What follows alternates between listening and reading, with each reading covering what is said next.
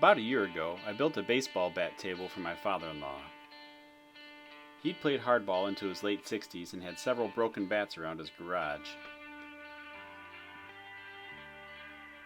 He'd offered them to me for scrap wood or for firewood, but I had a better idea for a few of them.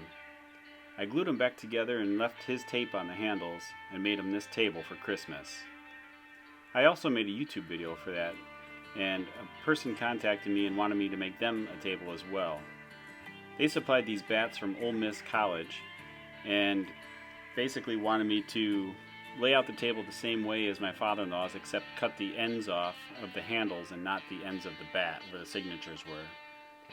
Everything else was basically the same. I laid out the table the same way I did the first one, using leftover templates that I had, and took some measurements of the old table and then started building it. I used a single pocket hole in each corner of the bottom shelf home plate and one single screw into each bat. This is where I marked the ends of the bats to cut them off, and then one of the bats was cracked, so I had to glue it. The customer also wanted to know if I could put an Ole Miss logo on the top of the bat. So after talking with them, I got the idea that I would route a profile less than 1/8 of an inch deep into the top of the table, fill that with color, and then pour epoxy over the whole table. This would all be done with freehand routing, and I used my new Milescraft compact sub base for this that's on my trim router. I've used this thing a couple times now, and it's great for this freehand work, just tracing around lines. It gives you a lot of flat stability over the surface and provides just a really nice, comfortable grip to hold on to and let the router do the work as you're going around. I really just focused on staying within my lines and just really double checking that I was cutting on the right side of the line, because I had a lot of pencil marks on the top of this, and then just taking my time. My wife helped out with the dust collection, as you could see, and then I also had a little fan just off to my right that was blowing laterally across, and that kept a lot of the chips out of my way as well. Routers are one of those things that you just never have great dust collection on, but this was a lot of fun just to go through the process and learn what the router bits do in these instances. I used a 1/8 inch straight cut router bit for most of the fine line work, and then I went back. This is a 5/16 straight cut bit to take out a majority of the material.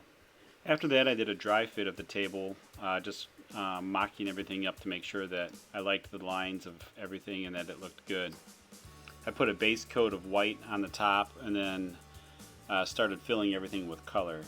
This is just basic craft acrylic paint.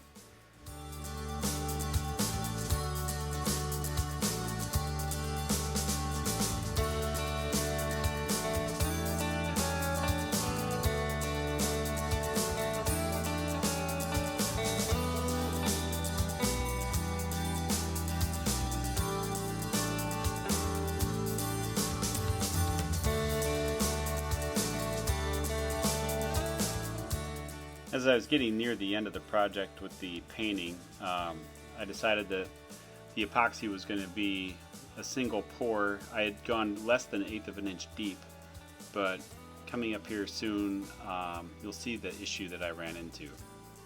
So I poured everything on, I let it sit, and as I was using the blowtorch to cure the top, the torch itself flared up and seared the top of the epoxy, and it also turned the white paint kind of an off-white yellowish color.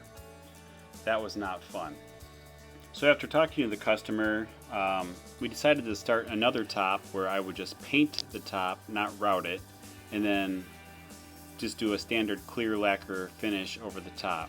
He also wanted me to salvage the old top, sand it back to raw wood and finish it, and then we would route a groove in the back and it could be hung on a wall.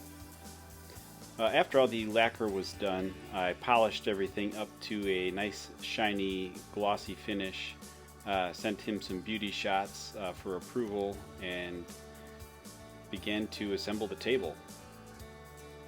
This was going to have to get shipped, so I wanted to make sure that everything had been put together and that I could get the beauty shots and show the customer the finished product, send them some pictures before boxing it all up and shipping it down to them.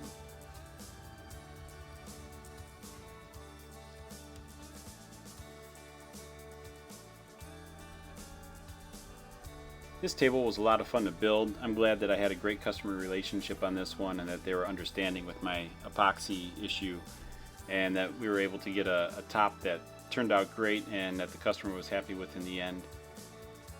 I know that I learned a lesson using the epoxy and the flame method, and that next time I'm really just going to breathe and focus on what I'm working on. And if you got anything out of this, please like and subscribe. I appreciate all the support. This is Casey with CReeves Makes, and thank you for watching.